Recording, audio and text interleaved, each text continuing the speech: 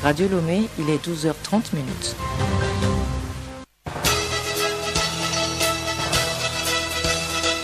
Le journal Yasmine Adoko.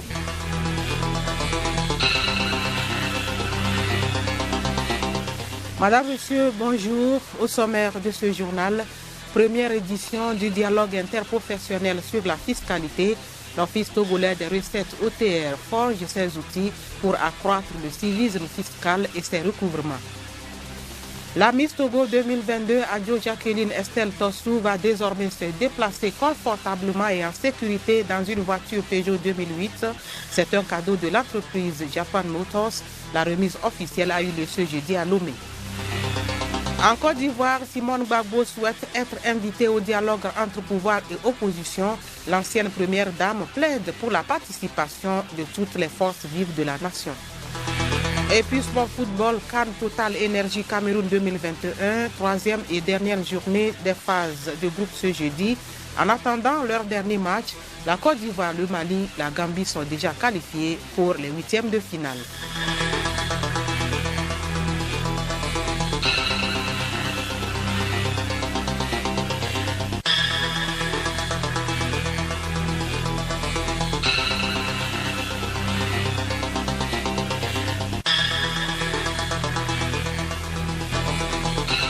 radiolomé.tg. La première édition du dialogue interprofessionnel sur la fiscalité s'est ouverte ce matin à Lomé, initiée par l'Institut de formation fiscale et douanière de l'Office togolais des recettes et la fêtière des communes du Togo. Cette rencontre de 2 jours est placée sous le thème décentralisation et fiscalité locale. Compte rendu Yakubu Rabou, présentation Marie-Claire Pagnon. Ce dialogue interprofessionnel sur la fiscalité se veut un cadre d'échange pour les praticiens, les professionnels et le monde universitaire. Il s'agit aussi pour eux de définir les voies et moyens pour une meilleure gouvernance locale sur la base de ressources fiscales. Le ministère de l'économie et des finances salue cette initiative de l'OTR qui va accroître le recouvrement.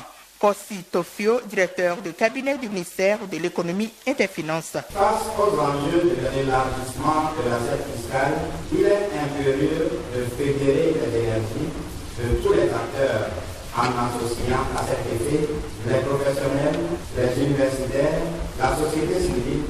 Au cours des dernières années, le gouvernement a mis en œuvre plusieurs réformes visant l'amélioration du climat de la terre et l'assainissement des finances publiques. Ces réformes ont permis à notre pays d'être classé premier pays réformateur en Afrique. Nous avons enregistré depuis l'opérationnalisation de l'OTR en 2014 un accroissement de 70% des recettes budgétaires. Plusieurs communications sous 4 panels dont décentralisation et fiscalité locale, les méthodes et techniques de l'optimisation fiscale locale au Togo sont au programme de cette première édition. Yawa Kuigan, maire de la commune Ogu 1, présidente de la fêtière des communes du Togo. En tant que partenaire, il faut qu'il existe entre nous un dialogue toujours vivant. Pour ce qui est des sous-thèmes qui vont être développés, ça concerne de façon globale, dans un premier temps, l'existence des normes. Que dit la loi en matière de fiscalité locale? Le second point, c'est de cette loi, quelle est l'utilisation qui est faite par les praticiens, notamment au niveau des collectivités locales, comment ça se fait. Et le plus important, c'est l'impact, c'est le résultat. Entre ce que dit la loi et ce qui se pratique sur le terrain, qu'est-ce que ça donne, à quoi ça contribue pour faire avancer en réalité la mission de développement qui est déclinée à tous les niveaux. On a entendu parler de civisme fiscal et également de consentement à l'impôt. La mobilisation des ressources demande à la fois d'avoir des personnes en termes de ressources humaines, mais également des ressources financières. Les contribuables, parce qu'il faut qu'ils comprennent à quoi ça sert, pourquoi c'est eux qui doivent donner. La rencontre permettra aussi au Togo de comparer sa fiscalité locale à celle des autres pays. Miss Togo 2022, mademoiselle Adjo Jacqueline Estelle Tossou a reçu ce jeudi un cadeau offert par la société Japan Motors Togo, concessionnaire automobile et partenaire de l'événement Miss Togo depuis 3 ans. C'était au cours d'une cérémonie qui a eu lieu au siège de la dite société à Lomé. Yvonne Kodjo Bativor, directeur général de la Japan Motors Togo. C'est un bijou que j'ai reçu ce matin pour honorer, pour relever l'image de marque de ma société. L'objet de cette cérémonie, de cette visite de ce matin s'inscrit dans la droite ligne de ce que nous avions de commun avec le comité Miss Togo, en fournissant aux Miss chaque année, et comme nous sommes engagés, une voiture pour leur déplacement. Voilà à ce que l'objet de notre rencontre ce matin. La Miss 2022, Mademoiselle Jacqueline Tossou, en recevant ce cadeau, a exprimé sa joie et remercié la société. D'abord, je suis très contente de me retrouver ce matin dans les locaux de Japan Motors. Je remercie le directeur général de Japan Motors pour m'avoir offert cette opportunité ce matin et de me remettre cette belle voiture qu'est la Peugeot 2008. Et je remercie toutes ces personnes présentes aujourd'hui et je promets d'être la meilleure des ambassadrices. Merci.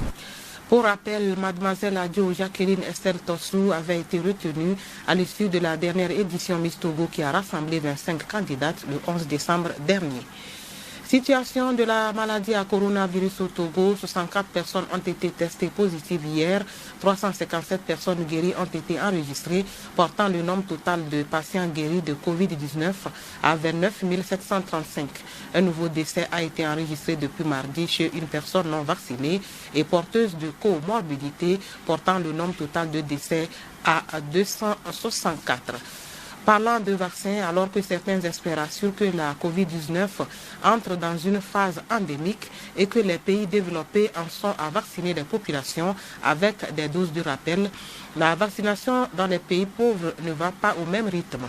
Le système international COVAX, qui fournit des vaccins anti-Covid aux pays pauvres, a révélé avoir reçu sa milliardième dose après près d'un an d'opération et un net coup d'accélérateur en novembre et décembre dernier.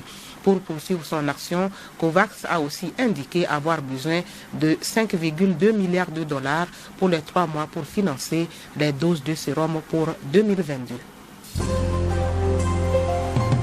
Le journal Yasmine Adoko.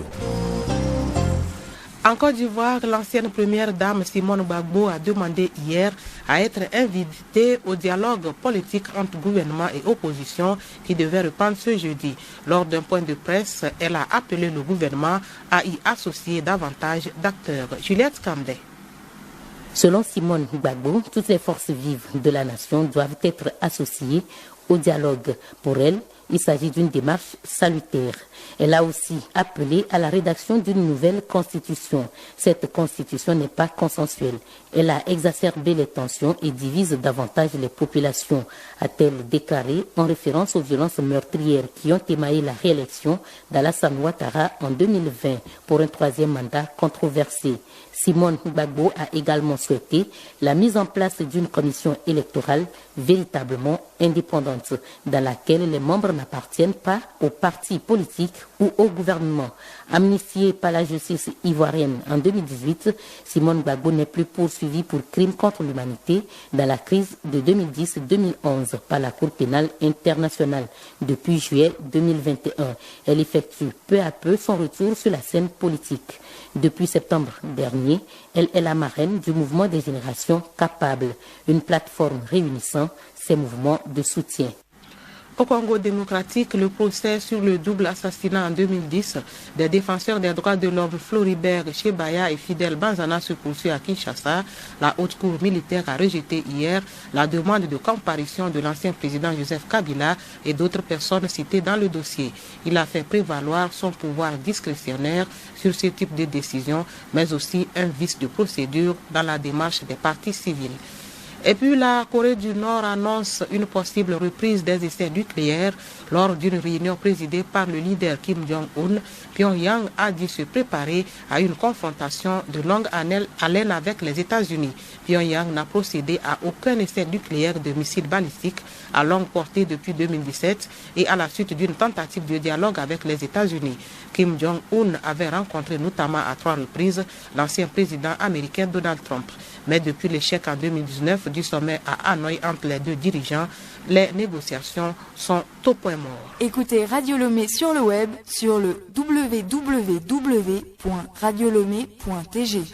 Magazine agricole, l'agence chargée de l'alimentation, du financement des projets des pays de l'espace CEDEAO fait du surplace depuis quelques années. Les délégués des différents pays de l'agence régionale pour l'alimentation ARA n'honorent pas leur engagement, notamment leur part de financement dans le fonctionnement de l'agence. Odette Pira. L'ARA, l'agence régionale pour l'alimentation et l'agriculture, est née de la volonté des chefs d'État d'avoir une agence qui doit exécuter les projets au programme, ceci au profit des populations. C'est le slogan CEDEAO des peuples. Aujourd'hui, la structure fait du surplace pour manque de fonds. Oseini Salifou, directeur exécutif de l'ARA. Non, aujourd'hui, ce qu'on a constaté, c'est que l'ARA est une institution qui fait un travail remarquable.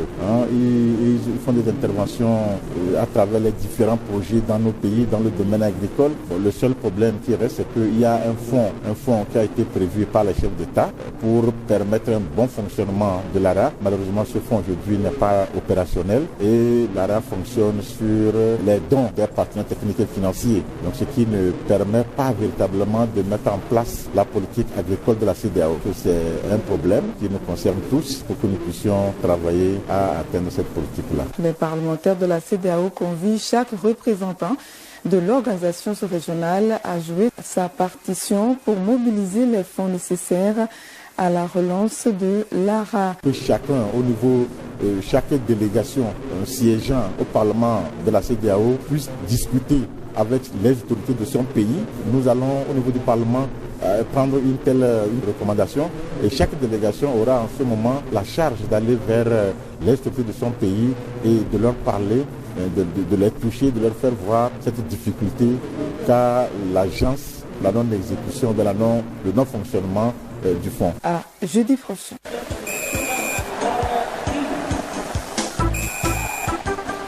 Cannes 2021 de football, les phases de groupe prennent fin ce jeudi avec les rencontres dans les groupes E et F. À l'issue de ces matchs, l'on connaîtra les 3 dernières équipes qualifiées pour les 8e de finale. Sur le plan national, les éperviers locaux sont situés sur le calendrier de démarrage du championnat d'Afrique des nations de football CHAN 2023. Solim Lemo. Éliminatoire du CHAN Algérie 2023. Les qualifications de la compétition se dérouleront en 3 phases. Une information contenue dans une correspondance adressée aux différentes fédérations concernées dans le Togo. Le premier tour de ces éliminatoires démarre avec les matchs allés les 24, 25 et 26 juin 2022 et les matchs retour entre le 1er et le 3 juillet 2022. Les équipes qualifiées passeront au second tour dont les matchs allés vont du 22 au 24 juillet 2022 et le retour du 26 au 31 juillet 2022. Puis le 3e et dernier tour, une nouveauté dans cette édition, lui aura lieu en aller les 26, 27 et 28 août 2022 et le retour du 2 au 4 septembre 2022. Pour rappel, le championnat d'Afrique des Nations est prévu pour avoir lieu du 8 au 31 janvier 2023 en Algérie. Toujours sur le plan national, la première division débute ce vendredi sa 9e journée en match avancé dans la poule B. Au stade municipal de Kara, Kakadre de Doufelbou, 5e 8 points, reçoit les Cornes de l'Abina, actuel 3e avec 14 points au compteur. Les autres matchs sont à suivre samedi et dimanche dans les 2 poules. Et puis Cannes Total Énergie Cameroun 2021, voici les rencontres du jour. À 16h, Sierra Leone, Guinée équatoriale, puis Côte d'Ivoire, Algérie. Un match aux allures de finale, puisque dernier du groupe, l'Algérie, champion en titre, voudra mettre les bouchées doubles pour passer au second tour. À 19h, dans le dernier groupe, la poule F, la Gambie joue la Tunisie.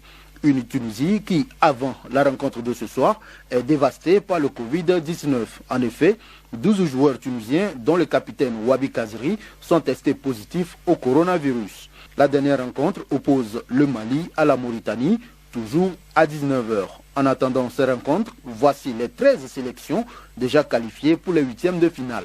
Cameroun, Sénégal, Maroc, Nigeria, Burkina Faso, Guinée, Gabon, Égypte, Cap-Vert, Malawi, Côte d'Ivoire, Gambie et Mali.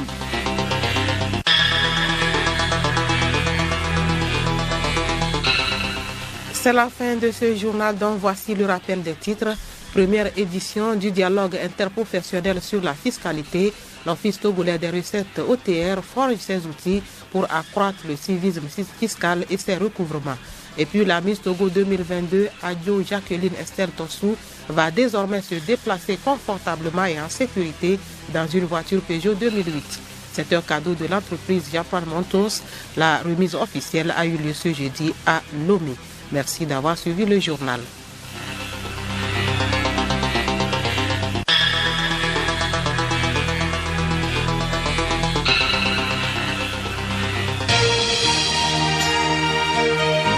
Radio Lomé, boîte postale 434, email radiolomé@radiolomé.tg. radiolomé.tg